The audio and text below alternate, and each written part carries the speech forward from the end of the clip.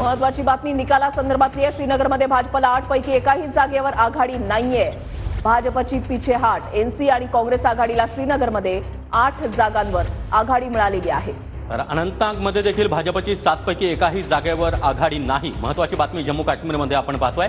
NC आणि काँग्रेस अनंतनागमध्ये 7 जागांवर आघाडीवर आहे। त्यामुळे श्रीनगर आणि अनंतनागमध्ये भाजपला हा मोठा दणका म्हणावा लागेल। कुलगाममध्ये 3 पैकी भाजपला एकाही जागेवर आघाडी नाहीये। काँग्रेस आणि एनसी आघाडीला सर्व 3 जागांवर या ठिकाणी आघाडी मिळत असल्याचं पाहायला मिळतंय। तर एकूणच जर आपण पाहिलं तर एनसी आणि काँग्रेसने या ठिकाणी चांगलीच मुसंडी मारलेली आहे। जम्मू काश्मीरमध्ये 90 जागा, एनसी आणि काँग्रेसला 51 जागांवर आघाडी, भाजप 26, पीडीपी 4 आणि इतर पक्षांना या ठिकाणी 8 जागांवर आघाडी मिळालेली आहे।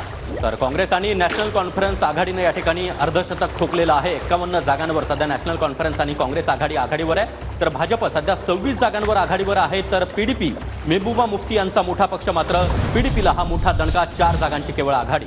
एक अपडेट येते। जम्मूमध्ये भाजपला 11 पैकी 8 जागांवर आघाडी मिळालेली आहे। बारामुल्लामध्ये भाजपला 7 पैकी एकाही जागेवर आघाडी नाही।